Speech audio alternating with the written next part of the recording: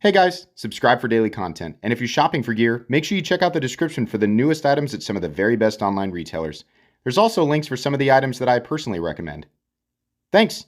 What's going on YouTube? Metal Complex here, and today I've got a very interesting knife review / knife overview to share with you guys. This is the Remette WD107 button lock knife. You might notice that I'm going to link this down below. On the Amazon link, they list themselves as Quigmigs. They let me know that they will be, completely and totally changing the name of their company to Remette or Remette, which I think is better because Quigmigs is a weird name. But I had never heard of this company. This is a small, Chinese production company that is using premium materials, and there are a lot of these popping up now, but these companies, there have been lots of them in the past, and some of them make interesting things and some of them don't. This turns out to be one of these more interesting things. I'll admit, I had actually passed over this knife a couple of times on Amazon thinking that's a pretty nice looking profile, and it's a little button lock, and they did something a little different here, put some knurling on it, right? But I kind of like logged it away in my subconscious, and then to my surprise, this company reached out to me on Instagram and said, did you want to look at this knife that we have? And I said, actually, yeah, that one in particular is one that I'd like to take a look at. So thank you so much to Remette for sending this in for me to take a look at. Like I said, it's linked down below. The price on it is pretty darn good for what you're getting. And there's even, at the time of this video, there's a coupon code, so you can save a little bit more. I'll link it down there. It does help my channel and use my links, but that's entirely up to you. Thanks to my patrons for supporting me, and please make sure to follow me on Instagram at metal_complex. I have a lot to say, so stick around. Let's go ahead and get a measurement of this knife. Overall length is coming in at about 7.85 inches overall. Blade length depends on where you measure it. If you measure it in this lower part, you're looking at 3.5 inches. You measure it up here, 3.35, right? In any case, the cutting edge is about 3.25 on the dot. Let's just do a couple of size comparisons today up against the Ontario Rad Model 1 and the Ontario Rad Model 2. This guy is right in between, but it feels like a full-size knife. It feels like the typical 8-inch folder with a 3.5-inch blade kind of feel that we're all used to, or at least many of us. Let's put it up against the Spyderco Para 3. There we go. How about up against the Demco AD 20.5? There we go. I don't know why I'm doing my radio voice today. And then finally, how about the Benchmade Bug Out? Alrighty. How is the action on this? It's a button lock, right? It better be fidgety. Oh, it is. It's very, very smooth. It's very easy to deploy, very easy to retract, right? Whether you're doing the reverse flick or whatever, right? If you want to use the button to whip it in and out. Yeah, it's nice. It runs on bearings and it is super duper smooth. I think this is, it used to be something that was a lot harder to achieve, but, the recipe's out there. The recipe has made the rounds and everybody's got it figured out. And it's, this is what we expect, and it is doing what we expect. It is comfortable. The shape of the thumb studs is interesting, sort of a sun shape at the end of it there, but they're nice and fat and wide, and it's easy to get a finger underneath there. It's easy. Oh, that quote is just fantastic. That's great that I put that on the internet. It's comfortable. Easy to manipulate, easy to deploy, easy to retract the blade. It's what you want. I got to say, it is satisfying pushing in on a button that is not just a circle. I kind of like this little, sort of oval-shaped button with the knurling on there. It's kind of nice. Carry profile. Thickness up against the Spyderco Para 3. It's really not all that thick, just slightly thicker, I think, than the Para 3. Length and height up against the PM2 and Para 3. Where is the PM2? There it is. This is not going to be a super cumbersome object in the pocket. It's really just a little bit longer. It's a 1/4 inch, 1/3 of an inch longer than the Para 3. As far as the height, nowhere near as tall as the hump on the PM2 or Para 3. Materials. What are we looking at for materials? So M390, and then we have titanium, and it is in fact titanium. And then we have some shred carbon fiber. But anyways, let's go ahead and do, let's do the weight. So we have carbon fiber, titanium, and M390.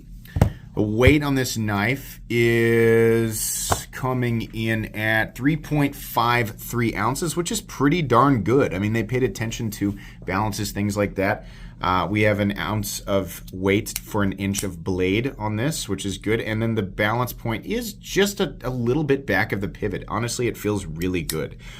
This is it's a well-made knife, absolutely. That's becoming an increasingly more common thing, right? This type of thing, a knife being made at this level of quality, this level of precision is a lot less rare nowadays than it used to be, right? But it feels very, very good. Let's go ahead and do a hardware check. I'm going to get out my tools as per usual. My tools are very inexpensive and very recommendable. You can find them right down in the section of my description that talks about the tools I use on this channel. For the pivot, we have a T8. And for the body screws, we have T6. And there's just a couple, but there's probably a couple more under here, to hold the backspacer in. And that's fine. I wish everything was T8, but no big deal. Should be pretty easy to take apart. A button lock isn't an overly complicated thing to work around. And then we have just a simple sandwich construction with the backspacer, so no big deal there. Let's go ahead and measure blade stock thickness on this guy. Blade stock thickness, and there it is. Never mind. I was about to rant about not being able to find the calipers again, but there they are. I'm going to guess 115, maybe 120. Yeah, I should have stayed with 115, 115 thousandths on the blade stock. Okay, do I need to do anything else? No, I don't think so. I think we're ready to go here. This is a nice looking knife, right? I mean, it's not a, it has a simple knife profile. In some ways, it almost kind of reminds me of the 940, but then again, we have this sort of titanium bolster. It's actually all part of the same frame, right? We've got a little bit of personality here, a little bit of extra milling. That's kind of nice. Really, the part that stands out the most is the blade finish. They refer to this finish as a pearlescent blade finish, and I get, if you move it, I spent a lot of time looking at this. You move it around, and you think like, am I getting a little bit of purple, a little bit of blue in there? It's like a satin finished blade, and then they re-blast it. I don't know if they do like glass or if it's like vapor or whatever, but it looks really good. The finish on this knife looks excellent. I wish that we would see this type of finish more often, The edge is done very, very well. Nice and slicey right out of the box. It made short work of the really light materials. I gave it a pretty light workout, right? But it's still slicing no problem, right? Anytime I thought maybe there was a nick or something in it or a roll, it just ended up being a little piece of debris, a little fiber or something caught on the edge, and I'd clear it out and it would be good to go. But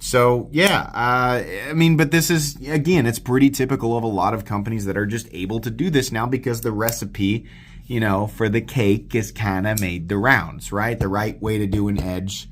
It's kind of seems like the same type of thing. It's the same type of recipe. It's very, very precision, right? I'm happy with that. We have very good overall fit and finish. There are a couple of awkward gaps right here between the transition from the titanium to the shred carbon fiber.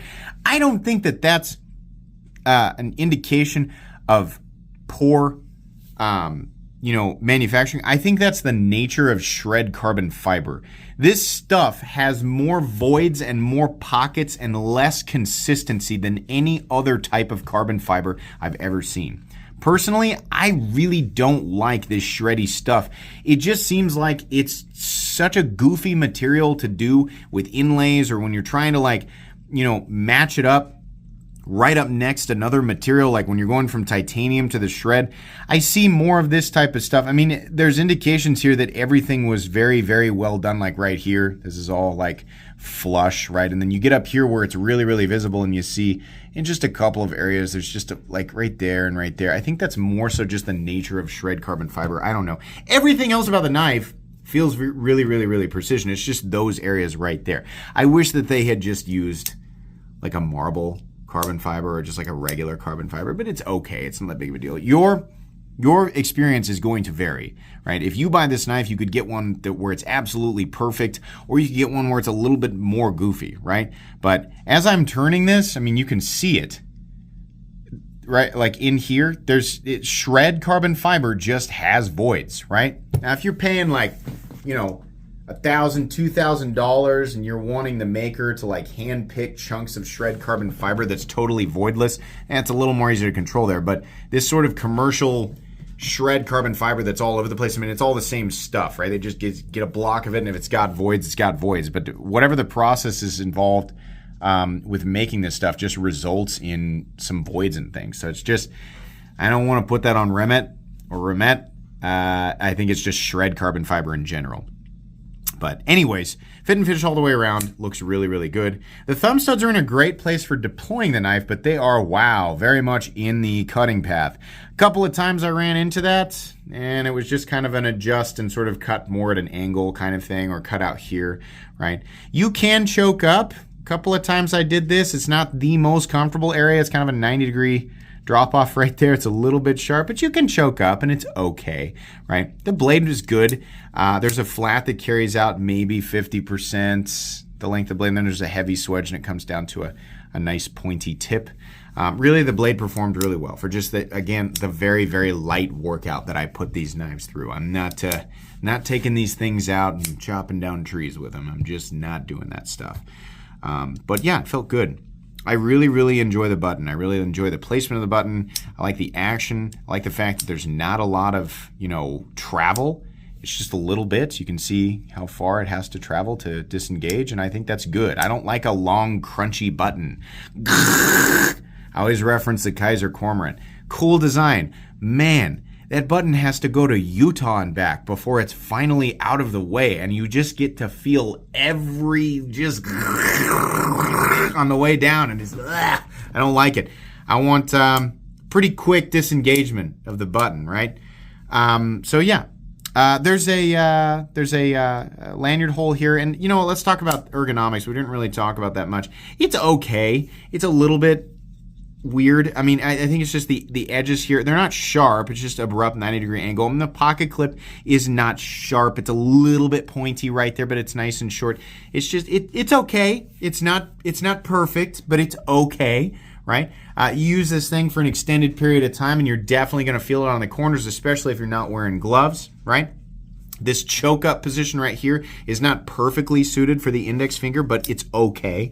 It's I don't know how much I want to complain about it. It's not hand melting perfection, but it's also not like squeezing a pineapple. It's not uncomfortable. I'd give it a B minus, right? The pocket clip is milled, which is something to take note of. It is absolutely titanium.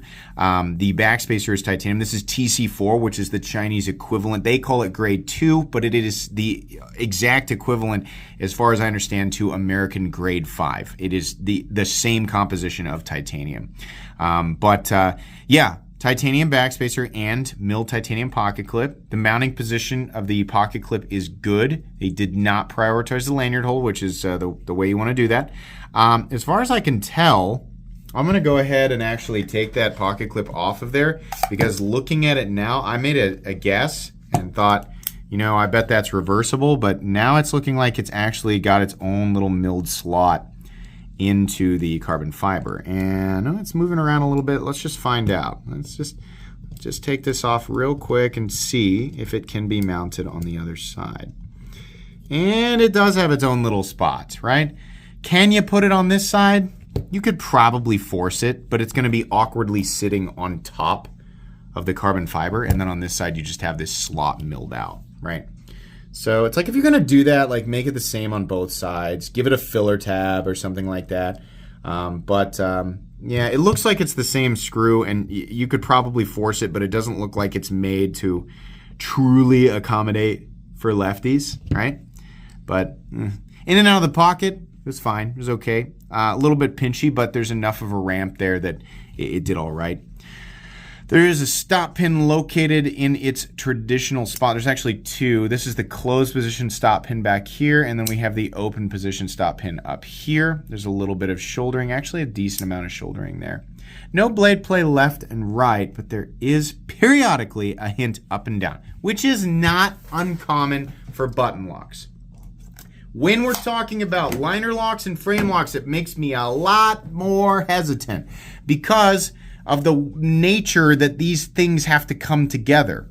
With this plunge lock, it's shaped like a cylinder. So the surface contact and geometry, right, I think it's a lot safer. It's a lot less likely to disengage than improper geometry on a liner or frame lock. But, you know, we could sit here and talk about this all day. Or I could just do this.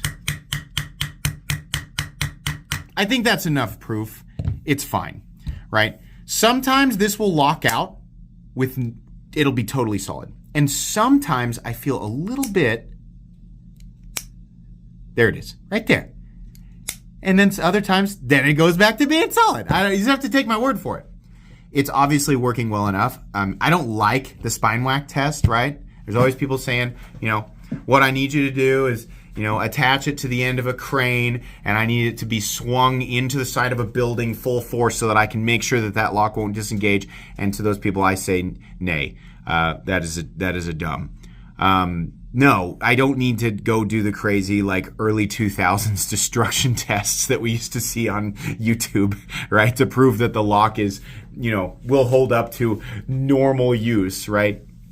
The lock, if it can survive what I just did, then it will hold up to normal use. If you're going outside of that, you're not using the knife the way that it should be used, right? So they've got this right. I don't know why. Sometimes there's a little tiny bit of up and down play, but again, that's not uncommon for button locks in general. As long as they're not disengaging, right, you're good. And this one's not disengaging, so that's great. Yeah, this is pretty cool. And, you know, it's priced at $189 on Amazon. And at the moment, they have like a coupon. If I can get the code, I'll just put it in the description. I think it's like right there on the listing. It's like $10 off, right? So at the moment, you can get this thing for $180. Carbon fiber, titanium, M390, titanium clip, titanium backspacer. Good design. Good fit and finish, decent ergonomics, right? Solid lockup, and it makes for a good tool, right? Not bad. This is a good deal. Even at $189, you know, it's very competitive, and it won't surprise me if we continue to see lots and lots of, even more so than we already are seeing, lots and lots of these other little teeny tiny companies making this stuff, popping up and buying each other out and absorbing each other, right? It won't surprise me if we continue to see this, but I would like to see more of this this finish here, and I would like to see more designs from this company because this one I think is pretty good. So that's going to be pretty much it today, guys. Hope you enjoyed. Thanks again to Remette Knives for sending this in for me to take a look at. Please make sure to follow me on Instagram at metal_complex. If you enjoyed this video, leave a like. If you'd like to check out my other content, I do, of course, have lots of videos of knives that are either expensive or inexpensive that I do or don't like, so check those out. And if you enjoy all my content, go ahead and click on that Metal Complex logo right there and subscribe because there's definitely more coming. Thanks again for watching, everybody, and have a great day.